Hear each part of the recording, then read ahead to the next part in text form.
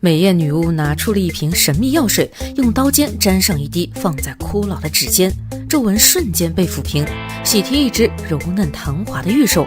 老妇毫不犹豫交出全副身家，换得药水后一饮而尽，皮肤立刻变得细腻，就连毛孔都消失不见了，胸口隆起了喜马拉雅山，后备箱也一秒加大加宽。像这种违反自然法则的神药，难道就没有副作用吗？故事要从一个雨夜开始说起。夜幕下的纽约冷雨纷纷，百老汇剧院内歌舞升平，阿美眉目含情，用美妙的歌喉演绎了一出夜莺。台下的观众兴致不高，还有几人提前离场。一曲结束，只有大卫起身鼓掌，高声欢呼。阿美是个过气明星，已经习惯观众的冷漠，她将这一切归咎于年华不在，希望通过整容手术抚平脸上的细纹。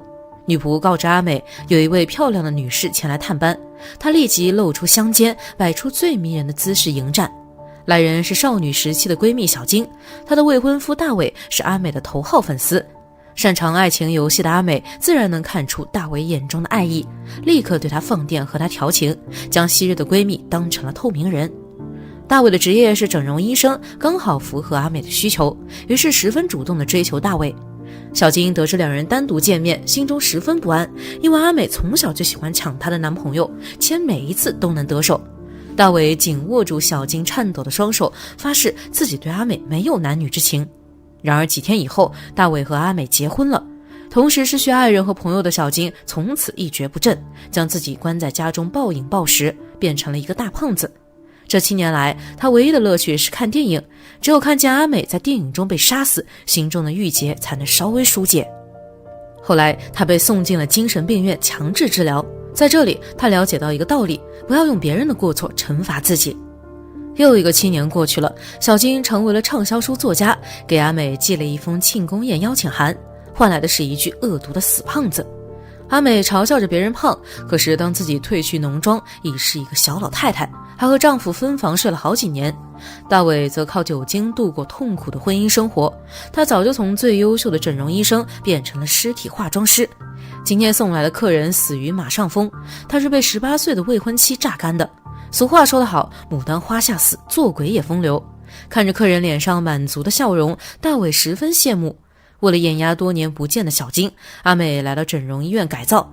可是她几个星期前才做过全身整容，要是再动刀，恐怕有生命危险。只要能变得年轻，她不害怕任何风险。可悲的是，就连最顶尖的医疗技术也留不住逝去的年华。歇斯底里的阿美嫉妒起前凸后翘的整形顾问，大喊说老娘有的是钱，想怎么整就怎么整。钱这个关键字眼落入整容院老板耳中，他妖娆地拿出一张名片，让阿美去寻找拥有魔法的女巫。出于礼貌，阿美收下了。等老板一转身，便将名片撕成2半丢进包里。晚宴前，阿美精心打扮了一番，相信自己能赢过发胖的小金。抵达现场才发现，小金已经脱胎换骨，不仅减肥成功，皮肤还比年轻时更加紧致，整个人艳光四射。小金太励志了，有木有？看来甩肉也不难嘛。要是为了保持身材啥也不吃，那人生还有什么乐趣？赶快掏出我的乐事薯片大礼包，追剧来1包，快活似神仙。共计10包薯片400克，多种口味可选，亲友聚会也适合。有2包原味，2包红烩味，2包黄瓜味，2包大波浪鱿鱼味，2包大波浪鸡翅味，每一包都是大包装，每一片都是大片的，日期新鲜，还香香脆脆，吃在嘴里越嚼越香。说的小雅口水都要流出来了。这样一包在超市怎么也得4、5元了。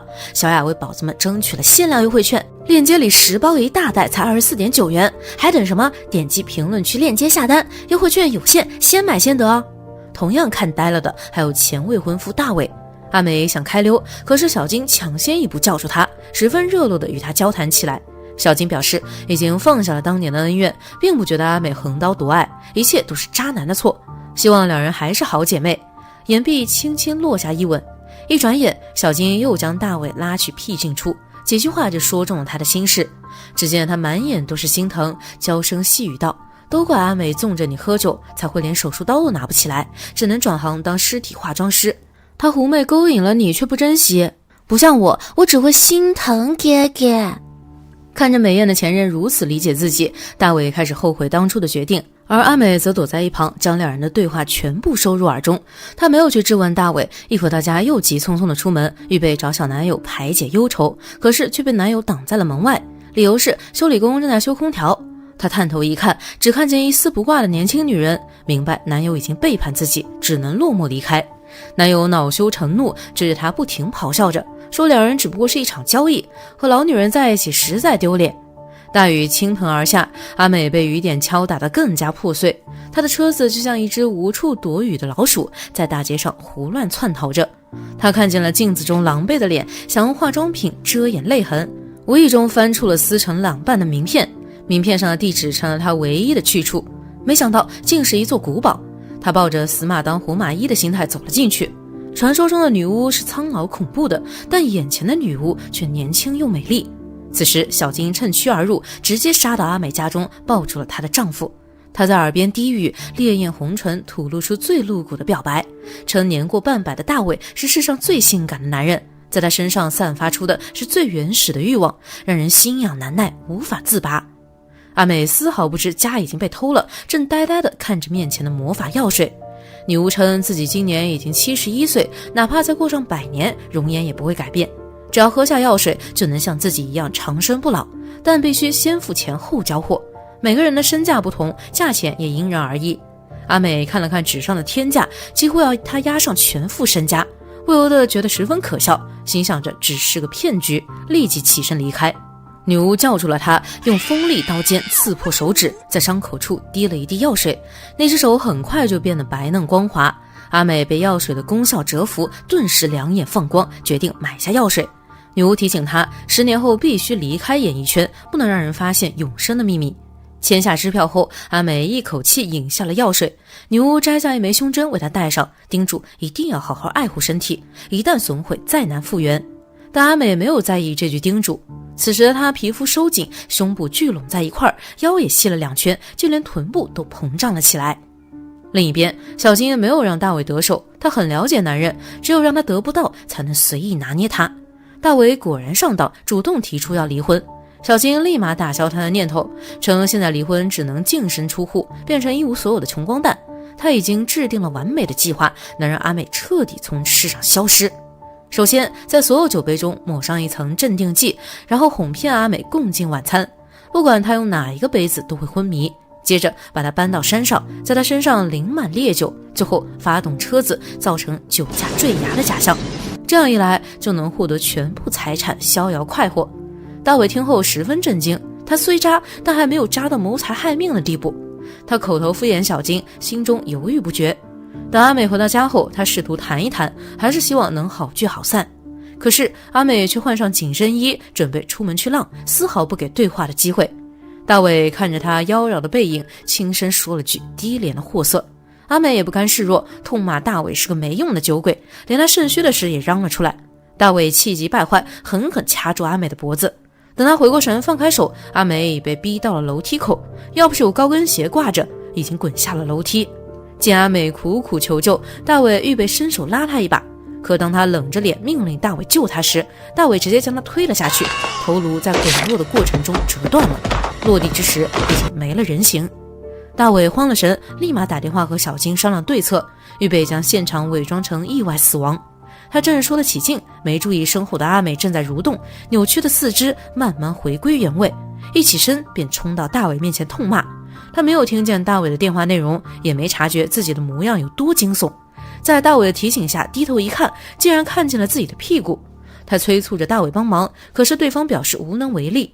无奈之下，只好亲自翻转头颅，力道过猛，碎骨插到了皮肉外面，可是他却神情自若，丝毫察觉不到痛苦。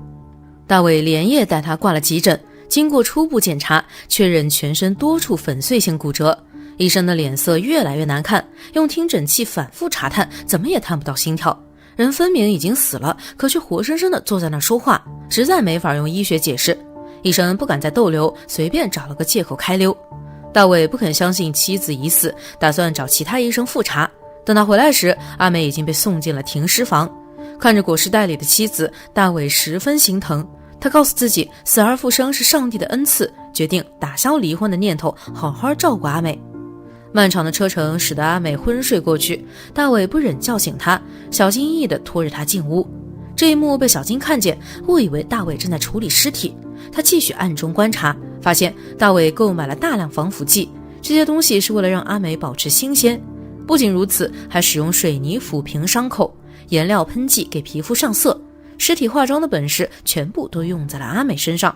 一番操作后，又变得美艳如新。小金不知个中原委，还以为大伟有不为人知的小癖好，正在对阿美做一些奇怪的事情，于是反复提醒大伟按照计划行事，催促着埋葬阿美。就在这时，阿美活生生地走了下来，已经听见了两人的大声密谋，直接一喷子轰飞了小金。